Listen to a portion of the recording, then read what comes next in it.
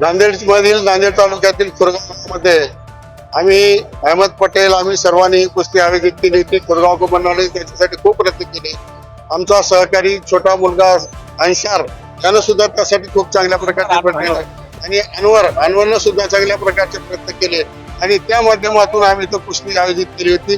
अहमद 2 महिन्यापासून सारखं या कुस्ती क्षेत्राला कुस्ती सक्सेस करण्यासाठी फिरत होता आणि मुलांची खूप मोठं या ठिकाणी बक्षीस ठेवून त्यानं 5 लाखाची कुस्ती आणि गदा अशा प्रकारचं बक्षीस देऊन पैलवानांचा सन्मान केला आहे आणि भविष्यामध्ये सुद्धा अशा प्रकारच्या चांगल्या कुस्त्या होऊन एक चांगलं नाव नांदेड शहराचं नांदेडचं झालं पाहिजे अशा प्रकारची विनंती सुद्धा त्यांनी केली आणि ती विनंती आम्ही मान्य केली. आम्ही सर्व पैलवानांना बरोबर घेऊन या ठिकाणी दरवर्षी मराठवाडा केसरी पुन्हा घेण्याचा प्रयत्न निश्चित करू आणि चांगल्या प्रकारच्या कुस्ती कुस्ती शिकणाऱ्यांना ती संधी पाहण्यासाठी देऊ एवढंच या ठिकाणी सांगतो आणि तुमच्या सगळ्यांचे आभार मानतो. जय हिंद.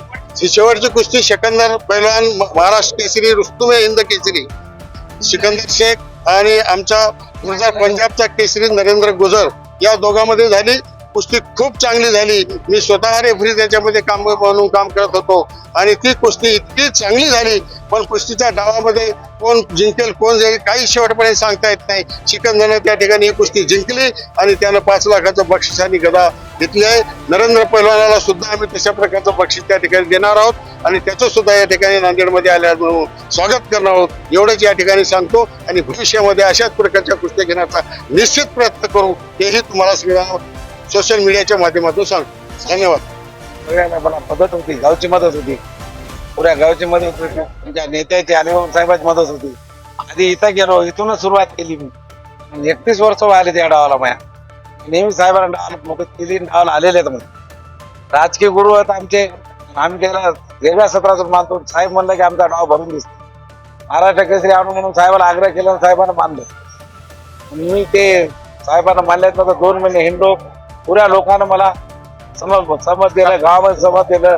खेड्यापाड्याचे लोक आले, 50-50 सेनातून लोक त्याच्यामध्ये. भविष्यामध्ये मी साहेबाला धरून कुस्त्या नंबर 1 करू. भविष्यात चांगल्या कुस्त्या घेऊन या कुस्ती मैदानाला बाहेर राज्यातून पंजाब, हरियाणा, मध्य प्रदेश आणखीन वेगवेगळ्या ठिकाणाहून मोठमोठे बलाढ्य असे पैलवान या ठिकाणी आले होते आणि खरंच आज या कुस्तीला सोन्याचे दिवस आलेले आहेत. पूर्वीच्या काळामध्ये लोकांनी नुसत्या फेट्यावर कुस्त्या केल्यात तर आज ही रक्कम या ठिकाणी 5-5 लाखापर्यंत गेलेली आहे. खरोखरच कुस्तीला सोन्याचे दिवस आणण्याचे प्रयत्न आमचे भगवानराव पाटील आलेगावकर यांनी यांच्या अथक प्रयत्नातून त्यांचे आयोजक असणारे आमचे अनवर अली वस्ताद यांनी सुद्धा भरपूर या ठिकाणी मेहनत घेतली आणि पैलवानगिरा या ठिकाणी आज सोन्याचे दिवस नक्कीच आलेले आहेत.